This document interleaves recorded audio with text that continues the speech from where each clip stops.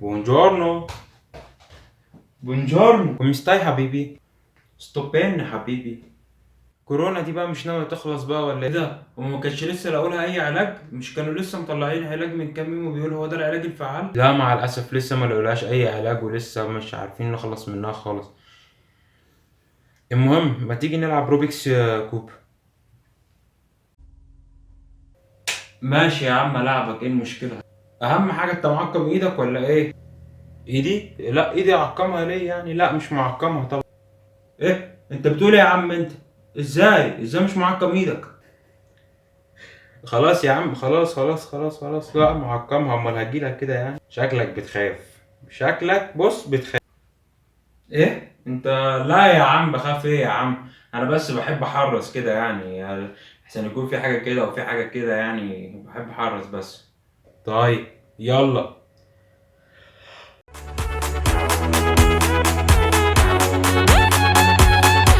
انت بتعمل ايه يا مجنون؟ انت بتعمل ايه؟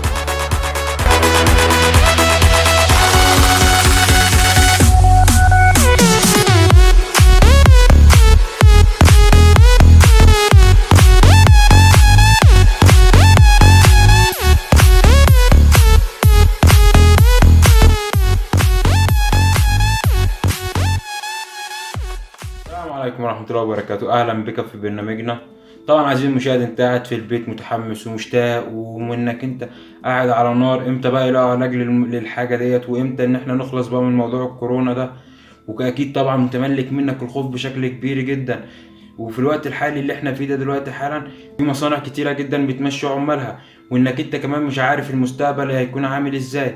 عزيزي المشاهد، عايز أقول لك بلاش الخوف. عزيزي المشاهد، الخوف الشديد جدا ده ممكن يوصلك لأمراض خطيرة جدا والعياذ بالله. ممكن في أقصى درجاتها كمان ممكن توصلك لشلل أو لأي حاجة تانية، أو ممكن مثلا زي الموت، أو ممكن تأديك كمان إنك أنت ممكن تموت منتحر. فزي ما احنا ما شفنا من كام يوم فاتوا مع وزير المالية الألماني، ازاي مات موتة منتحرة من غير ما يجيله حتى فيروس كورونا من أساسه. طبعا من هنا بنلاقي إن الخوف في البشر والحيوانات بيكون على أساس الإدراك، فبنلاقي في خوف منطقي وفي خوف غير منطقي. فالخوف الغير منطقي ده ان احنا بنلاقيه خوف هستيري، خوف من اي حاجه. يعني ممكن تكون مرعوب من اي حاجه بتحصل لك في حياتك، اي حاجه ممكن تحصل كده انت ممكن تكون مرعوب منها يعني. ده غير خوف غير منطقي، اللي هم كمان بيسموه اللي هو الهلع او الرهبه. وكمان ان الخوف ده بيكون استجابه لغريزه البقاء حي. فمن هنا بنلاقي ان الخوف والتوتر بيكونوا مرتبطين بشكل كبير جدا مع بعض، وده بيحصل نتيجه التهديدات اللي ممكن انت ما تكونش قادر تسيطر عليها. ومن هنا بتبتدي تظهر عليك اعراض الخوف، مثلا زي سرعه التنفس، زياده ضربات القلب، قشعريره، انك تفضل مقشعر كده. وممكن كمان بتوصل معاك احيانا انك انت ما بتبقاش عارف تنام اساسا، وده بيكون بسبب التغيرات اللي انت بتواجهها في اثناء حياتك. وده كمان بيساعدنا ان احنا نقدر نواجه الخطر او نقدر نهرب، وكمان في نفس ذلك الوقت ان يكون العقل هو مدرك لكل التغيرات اللي بتحصل. وزي ما انت عارف عزيزي المشاهد ان الخوف ده زيه زي اي حاجه بتحصل في حياتنا، ليها اسباب وليها مسببات. في سنه 1920 بدأ من جون واتسون في تجربه ليتل البرت اللي كانت مستوحاه من مراقبه طفل في المختبر كان عنده خوف غير طبيعي خالص من الكلاب. فممكن كان يشوف اي كلب كان ممكن يترعب على طول. شفنا لقينا ان في ولد عمره 11 شهر، والولد ده بيخاف من كل الفئران البيضاء اللي كانت موجوده في المعمل، لدرجه ان اتطور معاه الخوف الى ان هو بدأ يخاف من كل الاشياء البيضاء ذات الفرو، مثلا زي القطط والكلاب والارانب وكمان كرة القطن البيضاء. مش بس كده عزيزي المشاهد، لا ده احنا كمان ممكن نلاقي ان الخوف ممكن يحصل لك من وانت صغير، مثلا خوفك من المرتفعات. والله اعلم لو اتطور خوفك من المرتفعات ده فيما بعد وانت كبير ايه اللي ممكن يحصل لك. مثلا ممكن ما تبقاش قادر تروح في الملاهي مع اصدقاء، مع اولادك حتى. وكمان ممكن نلاقي الخوف من الاماكن المغلقه وغيرها من الحاجات المخيفه. لسه عندك ذره خوف من ان فيروس كورونا ده ممكن يكون بيموت او بيشب او بيعمل اي حاجه في الناس. فانت عندك كمان في نسبه شفاء عاليه جدا بدات تظهر خلال الايام اللي فاتت، ان في عواجيز كتيره جدا بداوا ان هم يخافوا من المرض ده. وكمان زي ما احنا ما شفنا من كام يوم، زي ما حصل في قلب تركيا، زي ما حصل في قلب اسبانيا، في ايطاليا، في معظم الدول اللي حصل فيها نسبه شفاء للعواجيز.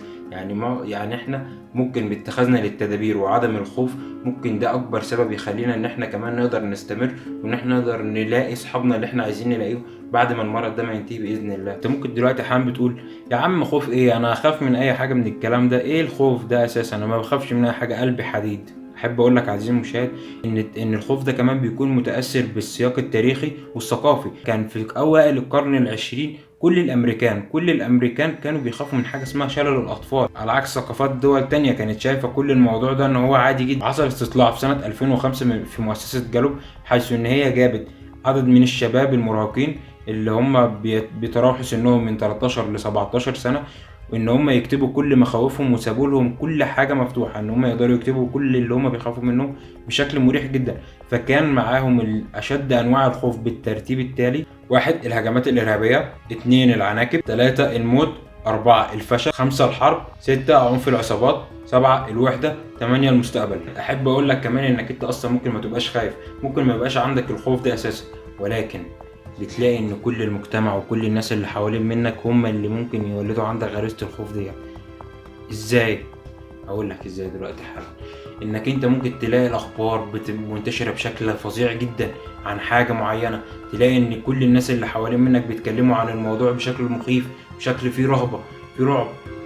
ممكن تلاقي كمان ان وسائل الاخبار، يعني ممكن تلاقي ان كل حاجة حوالين منك مش مساعداك انك انت تلاقي ان الموضوع بشكل بسيط، لا ده كلهم بتلاقي ان كلهم بيهولوا وبيخوفوا من الموضوع بشكل كبير جدا. بالاخص كمان في ايام من اللي احنا فيها ده، تلاقي كل الجيران بيغسلوا بحاجات، تلاقي كل الناس بيعملوا حاجات غريبة، اللي بيغسل كل مواعينه بالكلور.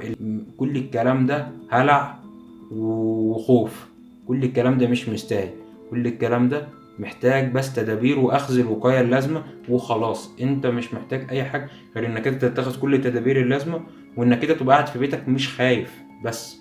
الحقيقه كمان انت ممكن تكون حذر خلال الايام ديت، ولكن الخوف مش حل. فعلى رأي المثال المشهور بتاعنا: الوقاية خير من العلاج. وعلى كمان رأي كلام الكاتب لما بيجي يقولك إن كل ما فقدته في حياتي فقدته بسبب خوفي من أن أفقده. يعني شوف بقى لما تيجي تفقد حاجة، وأنا قلبي طبعا عايزك تنزل تتفرج تحت على المصادر، وعايزك تنزل تشترك تحت في القناة، وعايزك تفعل جرس الإشعارات عشان يجيلك جديدنا أول بأول. وكمان إحنا ما قدرناش ننسى نقطة زي كده، إن إحنا نقدر نسيب لكم كمان أهم المصادر اللي أنتوا تقدروا تاخدوا منها كورسات والحاجات ديت وتستفيدوا منها في خلال أوقاتكم، بدل ما تضيع في اي حاجه تافهه خالص. زي وهسيبها لكم تحت في الديسكريبشن انكم تقدروا تشوفوها. وكمان معظم الحاجات ديت ببلاش، يعني فري.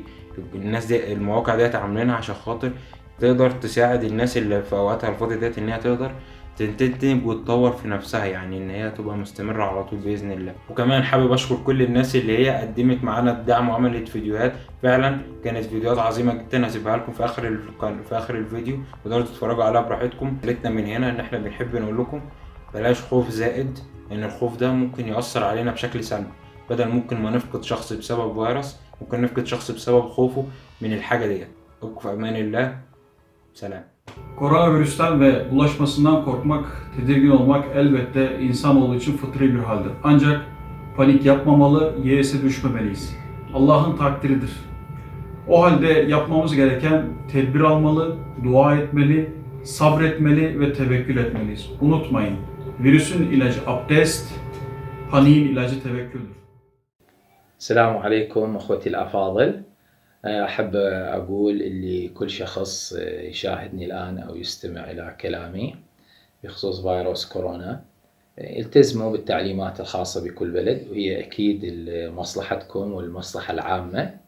يعني عدم الاحتكاك، عدم التماس المباشر، ومن ضمنها لبس الكمامات والكفوف. طبعا ولو هاي بيها يعني جانب سلبي ما أريد أخوض به لأن الموضوع متشعب، لكن التزموا بالتعليمات الخاصة بكل بلد، وإن شاء الله هزمة وتعدي. يعني الصبر الصبر الصبر الصبر، وإن شاء الله نتغلب على هذه الأزمة.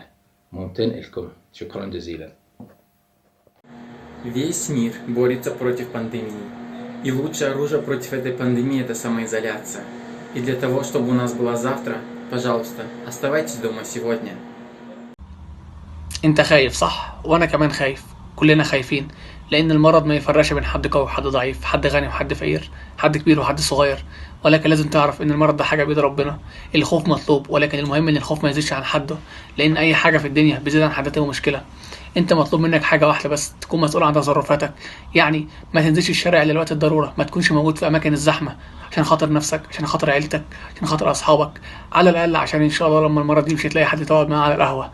ما تقلدش حد، ولكن فعلا لو مطلوب منك تقلد حد لازم تقلد الناس الكويسة، الناس اللي بتخلي بالها من البيئة وبتخلي بالها من الناس اللي حواليها. Yaşadığımız bu zor günler elbet geçecek. Unutmayın, gecenin en karanlık vakti güneş doğmadan öncedir. Güzel günler bizleri bekliyor. Sağlıkla kalın.